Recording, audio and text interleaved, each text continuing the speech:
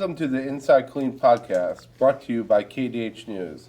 My name is Kevin Limity. I'm the local government reporter at KDH News. I'm joined by my co-host, Jacob Brooks, who is the managing editor at KDH News. How are you today, Jacob? I'm very well, thank you. Thank you very much. And today we have with us Joseph Bahr, who on top of breaking tons of business-related news, has also been on top of state government politics at the Texas Legislature and how that impacts the Killeen area. How are you, Joseph? I'm doing well, thank you.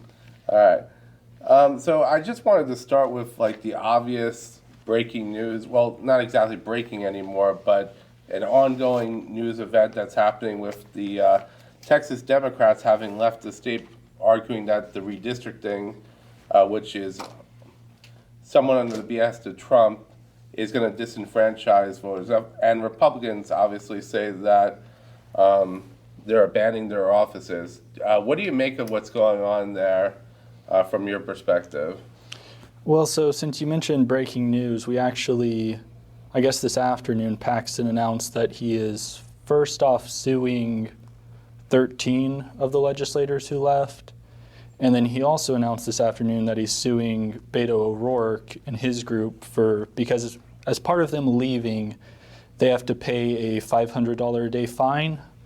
And so Beto's group is kind of trying to, basically Texas ethic laws are very lax. And so like he can kind of just hire them as consultants, pay them money, and then they use that to pay the fine. But so he's going after Beto for what he says is allegedly illegally funding them. Yeah, I've heard them say calling it bribery at one point. I'm not really sure if that's exactly categorizes what's going on here. Other people would simply call it fundraising.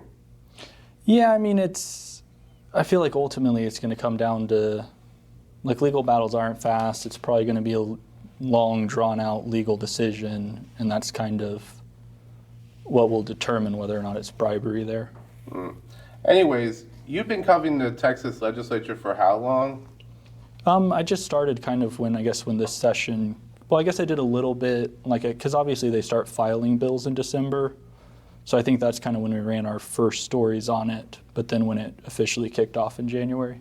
Yeah. And you went down to Austin, right, when the session started? Yeah, I've been down in Austin, I don't know, 3 or 4 times, I think. What's the atmosphere there like when the session is going on and there's legislators everywhere and others? What's it like down there?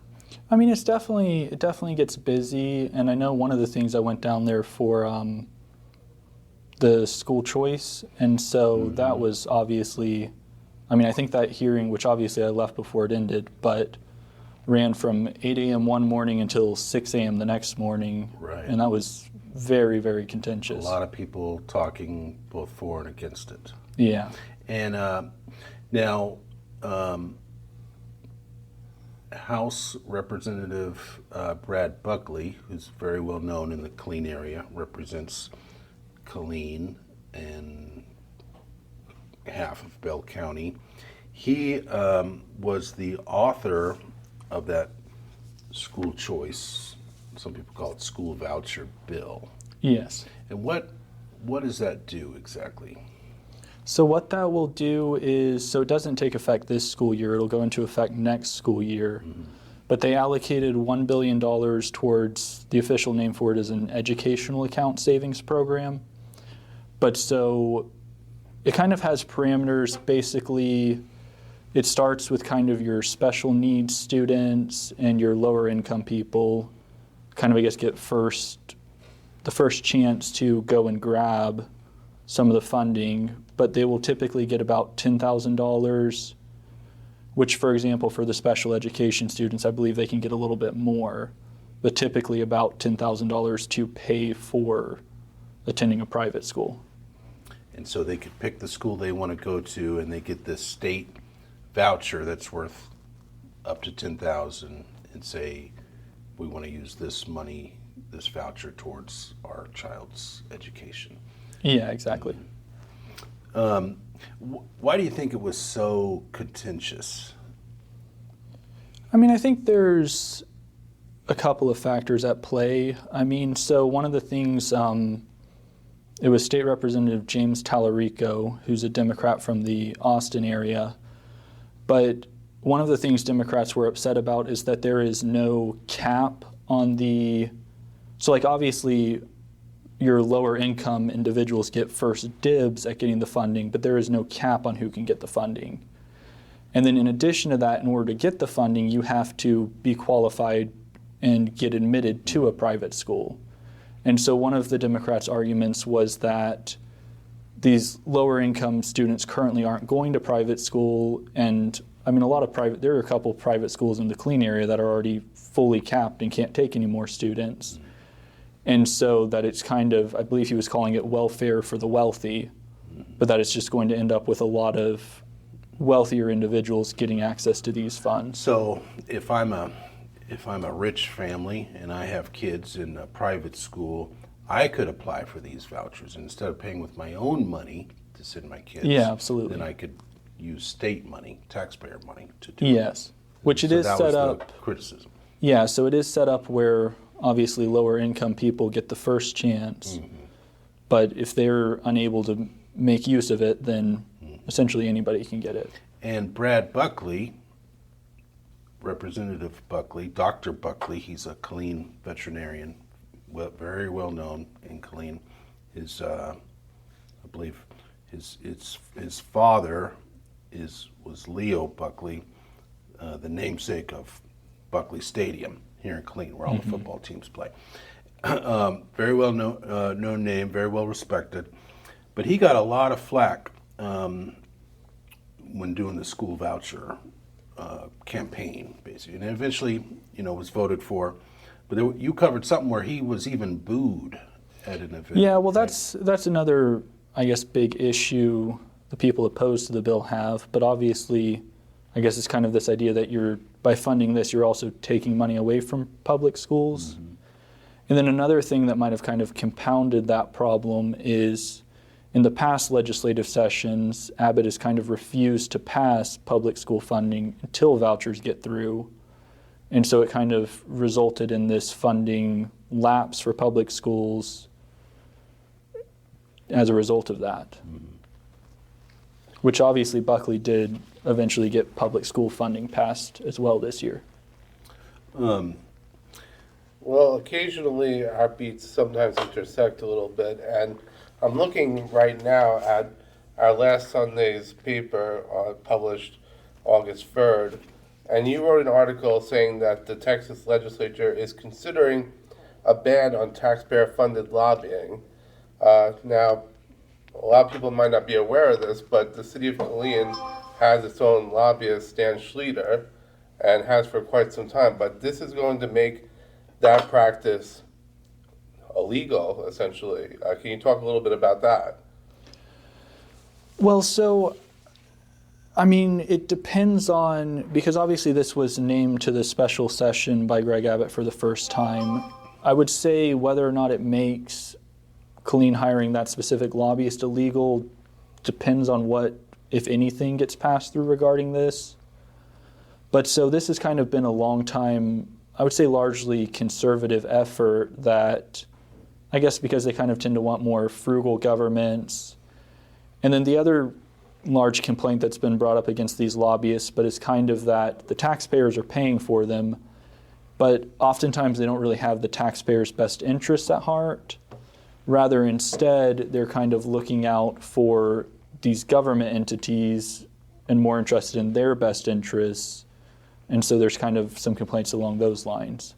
Yeah, I've certainly heard that a lot of people complain about Stan Schleter saying he's not doing enough. He's not the city's paying all this money, and he's not getting anything accomplished. Do you think that kind of falls in line with that realm of thinking, that maybe we should just ban the taxpayer funding lobbying altogether? Well, I think that's obviously the case. The people in favor of a ban are thinking that this money would be better spent elsewhere. Like, for example, I know Killeen and some other area governments have had a lot of struggles with the budget this year.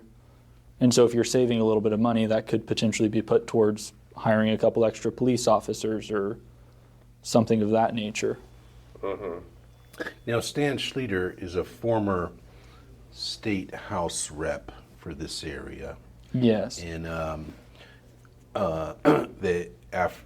after he served in the legislature, Killeen named Stan Schleter Loop, a very widely used thoroughfare. Very commonly mispronounced as Stan Schluter. Stan Schluter, a lot of people say, because it has a U and an E in there, so it looks like it might be, but yes, we've been corrected that it's Stan Schleter. And have you ever seen him, or maybe you, Kevin? Has he showed up at a council meeting before? We've occasionally seen him. Yeah, he's been there, I believe about a couple of months ago. He was there to give the council an update on the legislative session. And did he recount his accomplishments? Because he gets paid about $100,000 a year by the city of Killeen. So he did. He talked. I guess he kind of just provided them with an overview of what's going on there. I will say I think that's another complaint against these lobbyists, is that maybe they're not doing a whole lot. And I do think it's one of those tricky things with lobbyists, but it's very hard to quantify what they're actually doing. Like if you're a representative, I can see the way you voted, I can see what bills you filed, what bills you got passed. Whereas kind of a lot of what these lobbyists do is kind of like this very, I guess, kind of soft power idea of just influencing things kind of behind the scenes. And so it's very difficult to know kind of what they're doing and if they're being effective. It does seem like it's a little bit possibly counterintuitive to not have somebody lobbying on behalf of the interests of taxpayers, but obviously that's, as you detailed, kind of complicated. So like you said, it's not always easy to see what they're doing. But what do you think of that argument that taxpayers ought to have somebody looking out for their interests? But because you could easily turn that around and be like, well, that's what state reps are for, that sort of thing. Well, I think that's exactly the argument the people in favor of banning it would say, is that the taxpayers are literally voting representatives into office that should kind of have their best interests at heart, and there should really be no need for a lobbyist. And here, representing the Killeen area, we have, like we said earlier, Representative Brad Buckley, and then we have, who's a Republican, and then we have Representative Hillary Hickland, who's kind of a newcomer. What do you know about her? So obviously Hugh Shine was the incumbent in that seat.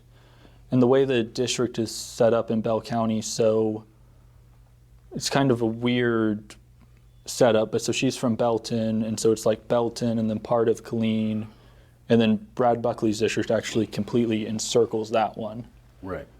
But so, I think kind of one of the, there were a few different reasons why she got elected, but one of the big things was Hugh Shine was fairly opposed to school choice, and then Hickland obviously voted against in it favor. during the previous session in 2023. Yes. And it never got passed, and the governor, Abbott, was very mad, and he called multiple special sessions in 2023 to get it passed. But there were a handful of Republicans that kind of sided with the Democrats to vote against it. And one of those Republicans was Representative Hugh Shine from Temple, longtime legislator, and but he voted against it. School vouchers did not pass in 2023, and then after that, Abbott went on a revenge tour, and he more or less vowed that, okay, everybody, all the Republicans who voted against school vouchers, we're gonna run somebody against you, and so we can get this passed in 2025. And so every Republican that ran against those Republicans that voted against the vouchers, Abbott sided with them. So Abbott campaigned against Hugh Shine and for, in this case, Hillary Hickland. And there were a couple of events we covered. Hickland and Abbott came to a barbecue restaurant in South Killeen, did a campaign pit stop, and then Abbott also did a campaign stop with Hickland in Belton, where she lives. And Abbott did that with some other candidates who were running against the Republicans that voted against school vouchers, and it worked. They got ousted. They lost all these incumbents that have been there for years and voted against school vouchers. They lost, and that's how Hillary Hickland, a newcomer, came to be the representative for this area. And of course, they all won, and they're all very pro school vouchers. So it's very interesting, kind of how it all played out. And she's been making a lot of headlines lately, with the Dems breaking, with the Dems leaving the state, right now. She came out and said they're breaking their oaths. And what did she mean by that? Well, I think kind of the idea that a lot of Republican lawmakers have right now is kind of, by virtue of getting elected, you need to show up for work. And so their idea is that this really isn't a valid form of dissension, and that basically they should show up and vote against it, mm-hmm. and kind of live with the results, I suppose. Because they took an oath to do their jobs and show up in the Capitol and work to. What is the oath that she was talking about? So it's kind of, I know you're probably familiar at least with kind of on the local level, but whenever they swear a politician in, right. So it's kind of state at the laws and all that. Mm-hmm. And it actually, I believe under both House and Senate rules, like if you're not present for a certain amount of time, or if you're breaking quorum, that is grounds for the House or Senate to kick you out of the body. Well, how would they do that if they don't have a quorum? Well, obviously they can't do it without a quorum. And then the other thing is that in order to basically remove somebody's ability to serve in that chamber, you need a 2/3 vote. And so obviously the Democrats aren't going to go along with it. And if Republicans had a 2/3 majority, well, they'd have a quorum right now. While we're talking about redistricting, and Kevin kind of talked about it earlier, but it all started with Trump kind of saying that we could probably get 5 more congressional seats in the U.S. House if Texas redraws the map of how, because right now Texas has how many seats in Congress? Like 30 something? Yeah, I want to say I want to say it's 38, mm-hmm. and I want to say currently there is 25 Republicans and 13 Democrats. So Texas has all these seats in Congress, and if they redraw the boundaries on all those districts, the Republicans are thinking that, okay, we can pick up you have fewer Democrats and more Republicans if we redraw the districts. But isn't that gerrymandering? Well, which is against the law? So gerrymandering itself is not against the law. It basically, I think the Voting Rights Act is a big one, but so there are certain parameters, like you can't gerrymander to prevent minorities, like kind of to ruin minorities, say, when voting. And there are these other rules in place, but obviously people tend to get very creative with drawing the districts across the nation, really. Mm-hmm. And so they kind of have a lot of freedom to... Yeah. And it's certainly going to be biased because obviously Republicans want Republicans to win And so if Republicans are drawing the map, they're going to draw it in a way that would benefit, that would produce a Republican winner. Now, I think the Democrats would do the same thing. But the map, the proposed map that they're trying to vote on with the new districts came out, I think, last week. What does that look like? How does it change the Killeen, like which Congress member represents Killeen, and how does it look? How does it? So actually, when it comes to the Killeen area, it looks like it'll, in a way, maybe be less gerrymandered, because right now, so if you look at like the Killeen metro area, right now, Coryell County and most of the eastern part of Bell County are currently in Congressional District 31, which is the seat currently held by Representative Carter.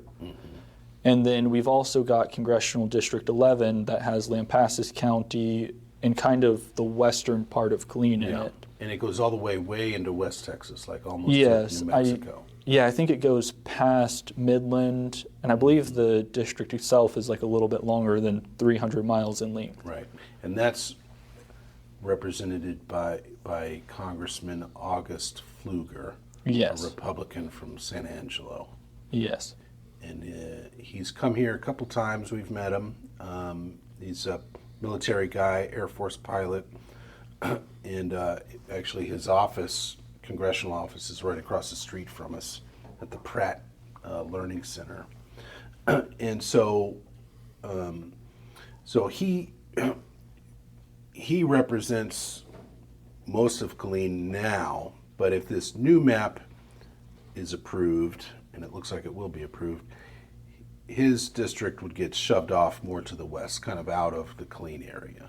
Yes. Right? And the new map would be pretty much Carter would represent the whole area. Yeah, he would represent both Coryell and Lampasas County, and then all of Killeen and most of Bell County, with the exception being kind of the eastern edge with I think Troy, Rogers, and kind of the very eastern part of Temple, which would be switched to Congressional District 17. And that's the guy from Waco, right? Yes, that's Representative Pete Sessions' district right now. Okay. And District 31 would stay with the current rep, which is Representative John Carter. He's a Republican out of Round Rock. And he's been in that seat for a long time. Yes, he's actually been in the seat ever since it was created. I believe he's already served 14 or 15 terms, I think. Right, which amounts to close to 30 years. Yes, I believe terms, so. Yeah. And he's running again in next year. Yes, it sounds like he is running again. I think he had a post on X saying that basically he doesn't care what district he gives him, he plans to run and win. Now, one of the big things that happened in the legislature this during the regular session was the disabled veterans tax exemption, which is a state law, been around for 15, 20 years. Do you remember when it was passed originally? So it went to the voters to kind of have the ultimate say on it, and they overwhelmingly voted in favor of it in 2007. And the disabled veterans tax exemption says that if you're a Texas resident and you are a bona fide disabled veteran, VA rated, let's say 100% DV, disabled veteran, you don't have to pay property taxes on your primary home. So if I'm a disabled veteran, I live in a home that I own, I would have this exemption where I don't have to pay property taxes, which could be thousands of dollars a year I wouldn't have to pay. So it's a very popular benefit if you're a disabled veteran. It could save you thousands of dollars. But Joseph, how does that disabled veterans exemption, how does it affect Killeen? Well, so the biggest issue for Killeen, and then lots of other area governments as well, but I think kind of due to our close proximity to Fort Hood, but it ends up resulting in them kind of losing a disproportionate amount of funding. Because we've got a lot of veterans here that just Yes. call Killeen home. And A lot so of disabled veterans. Yeah, and so there's a larger amount of veterans in this area than most other places around the state. And so they end up losing, the governments around here tend to lose more money than a lot of other cities. And Kevin, you probably hear the mayor, the Killeen city manager, a lot of the Killeen leaders talk about the disabled veterans tax exemption. Almost constantly. What are you hearing from them?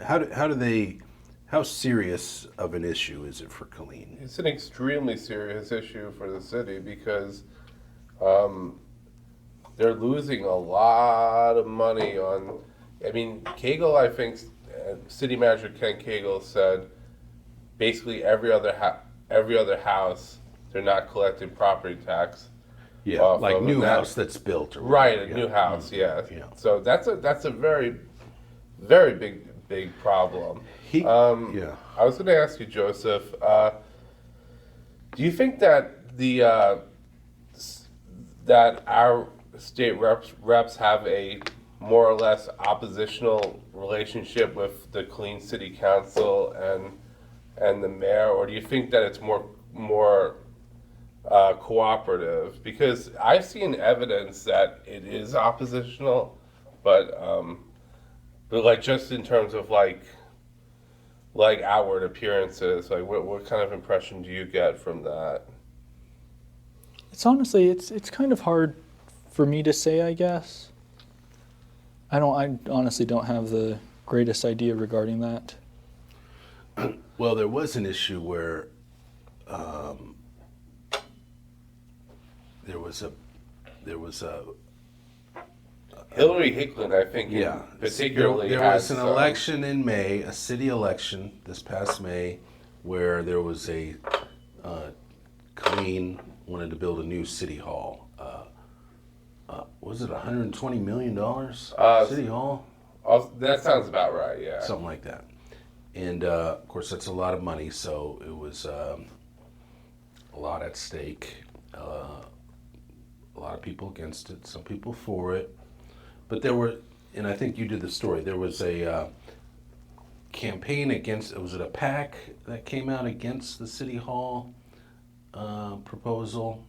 And they had Hicklin's name and picture on there on a flyer saying vote no on the City Hall. Well, so it was, I want to say it was Americans for Prosperity. Mm-hmm. I don't believe it's technically a PAC, but it's kind of an organization that does do a lot of political spending. And they did not send out anything specifically against the Killeen City Hall bond. More it was just kind of talking about how, because obviously the state, it's on the special session agenda again, but they've been slashing property taxes constantly. But a lot of homeowners aren't really seeing that property tax decrease because a lot of cities keep raising PACs. And so it was kind of generically telling people, because this was sent out all across the state, but kind of generically telling people that if you vote for these bonds, you're going to lose your tax savings, basically. So, Killeen leaders who were for the City Hall saw that flyer, which came out in the days and weeks before the election for the City Hall, and they saw it as this is a pitch against, our City Hall bond. Yeah, at least one of them Yeah. name dropped Hillary Hicklin, Yeah. but I don't know And they if that still was should, actually true or not, because I'm pretty sure that that we looked into that and we found that it wasn't. Correct me if I'm wrong, but it wasn't entirely true. Well, so I think the advertisement was highlighting how Hicklin had voted in favor of these property tax cuts, and I believe she's even filed a couple of bills, and I know she was a joint author on House Bill 9, which was a property tax cut. And so it was kind of just highlighting her work to reduce property taxes. But obviously, well, one, it didn't say anything in opposition to this specific bond. And then per the laws regarding like campaigns and stuff like that, if you're running like a political action committee, you're not allowed to communicate with the candidate.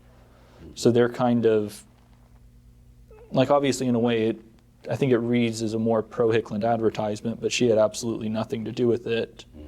And it would have been illegal for her to tell them, run this ad or something. Okay, well, we're getting near the end, but is there anything in particular that you're working on soon about the Texas Legislature? Obviously, I know, like, because of the problems with the Democrats leaving the state, that might be tough. Yeah, I mean, as of right now, I mean, I would imagine they come back one way or another eventually. But I'm assuming for the next few weeks, we're probably just kind of at a standstill unless they get a court order to force them back. And so it's kind of all at a halt. But I think there's a very good likelihood that this special session ends on August 19th. But if the bill doesn't get passed by then, we're going to have another special session to revisit these issues. And so I would imagine, at least within the next few months, it'll probably pick back up. And before we run out of time, I do want to hit up the disabled veterans tax exemption one more time. Now, since that law began, there was a few years after that, certain cities with high veteran populations started to feel it, meaning that because they couldn't collect this property tax, they were feeling it in their budgets, and it's kind of grown. I don't know, with more disabled veterans, but how much, and I think the city manager, Kent Cagle, talked about it when he was talking about the budget. But the disabled veterans tax exemption has cost Killeen something like $95 million, right? Yes. Can you explain that? Well, so that is, to your point, when this exemption first got passed, in the very first year, Killeen lost $348,000 worth of revenue. Mm-hmm. And then we're to the point now where it's probably like 40 times that in terms of the revenue lost. Mm-hmm. So it's massively increased. So like last year, what was the loss? So last year they had a loss of about $13.7 million. Mm-hmm.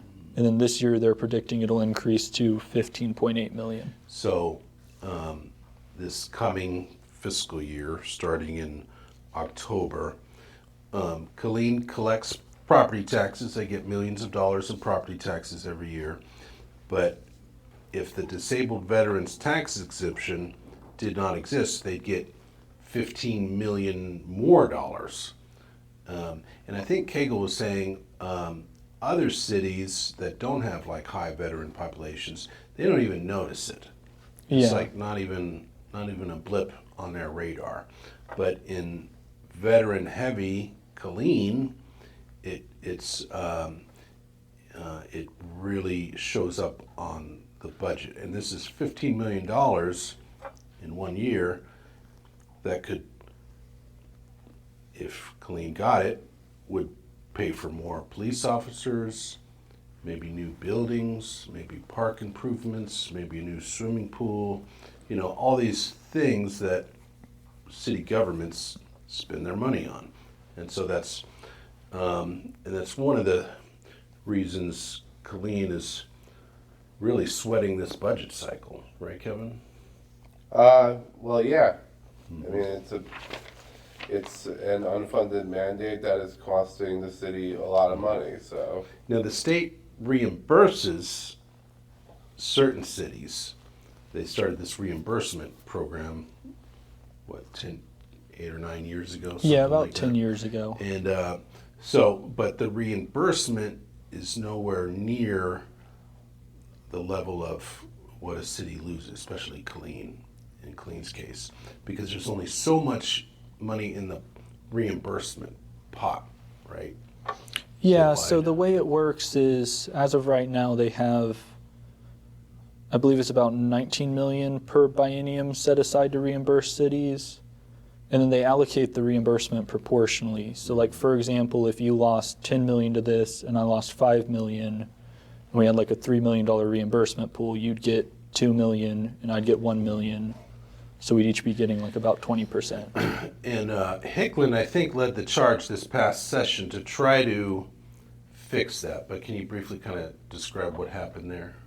Yeah, so, well, it was kind of a couple of issues. One thing that has been going on a lot is ever since they started this reimbursement program about a decade ago, cities like Harker Heights and Nolanville, because per the law you had to be adjacent to a military installation and lose at least 2% of your revenue To qualify for the reimbursement. Yes, and so Harker Heights and Nolanville, despite having some of the largest veteran populations, are not directly adjacent to Fort Hood, so they didn't qualify.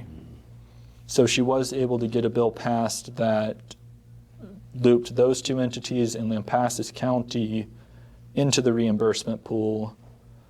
And then she also included a massive funding uptick for it, but that ended up not making it. It made it through the Texas House, but the Texas Senate refused to add it, and so it wasn't included in the budget.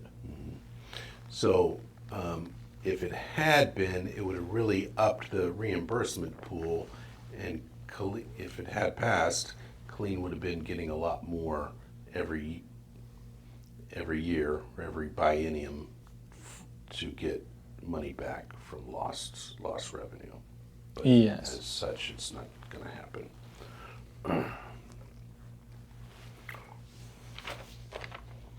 All right. Anything Well, else? I think that's it. Look for Joseph's legislative stories at kdhnews.com. This podcast is produced by KDH News. It's produced by Hamida Bachway. I'm Kevin Limity. I'm with Jacob Brooks and Joseph Bahr. Thank you and good luck. Thank you. See you next week.